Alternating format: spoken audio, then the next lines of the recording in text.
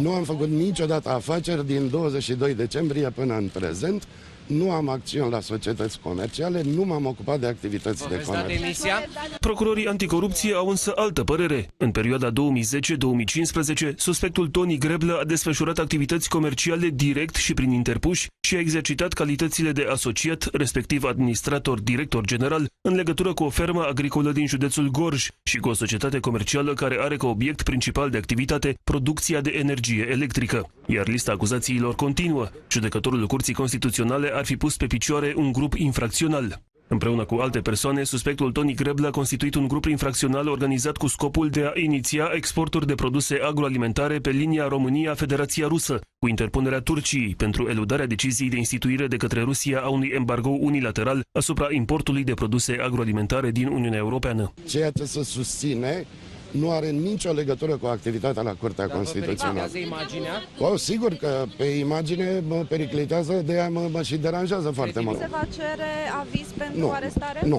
Nu e cazul. Și totuși anchetatorii susțin că Tony Greblă a avut mai multe întâlniri, atât în țară cât și peste granițe, pentru a pune la punct detaliile exporturilor. Pe lista colaboratorilor săi ar fi omul de afaceri de origine turcă Korechi Shevket și un alt afacerist din Republica Moldova, Victor Dolghi. Ei au stabilit clar traseul pe care urmau să fie transportate produsele alimentare către Rusia, folosind acte vamale false. În documente nu trebuia să apară deloc România, stat membru al Uniunii Europene vizat de embargoul impus Rusiei. Planul lor era ca în acte produsele să apară originare din Turcia, nu din România, pentru a evita riscul ca firmele rusești să le refuze. Ați făcut afaceri cu finul domnului Greblă? Procurorii DNA arată că Ion Bârcină, finul lui Tony Greblă, era persoana de încredere a judecătorului CCR. El ar fi fost cel care se ocupa de afacerile ilegale, dar și de bunăstarea nașului, care l-a ajutat să-și ducă planurile la îndeplinire. Tony Greblă ar fi primit de la finul său un autoturism de lux. Soția lui spune că nu este mită. Mașina pe care o folosește soțul dumneavoastră este un BMW seria 5? Da. Despre această mașină... Deci nu este proprietatea lui. Finii judecătorului CCR erau atenți cu nașii. Doamna Greblă a primit de la ei 2 rochii care au costat 1200 de lei, iar unul dintre abonamentele de telefonie mobilă ale soțului era plătit de omul de afaceri. Eu am multe afaceri, am bani de nu mai știu ce să fac cu ei. Da, și domnule Greblă din banii dumneavoastră? Păi ne dăm de la tată la fiu, de la fiu la tată, dumneavoastră nu știi cum e cu nas. Ne împrumutăm între noi.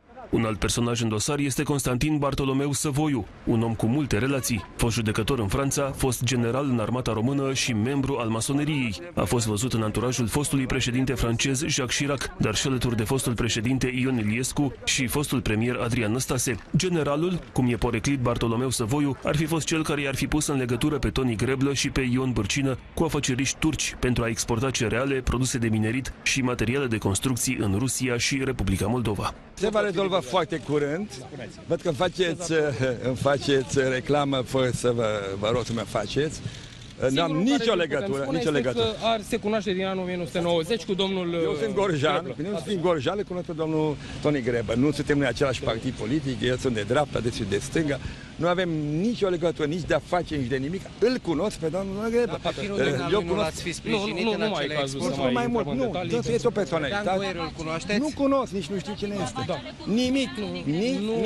Procurorii mai spun și că în campania electorală pentru alegerile parlamentare din 2012, când Tony Greblă a candidat pentru Senat, s-ar fi produs unele lucruri necurate. Finul judecătorului CCR i-ar fi plătit acestuia 20.000 de afișe electorale, 150.000 de capse, 6 capsatoare și aproape 3 km de sfoară.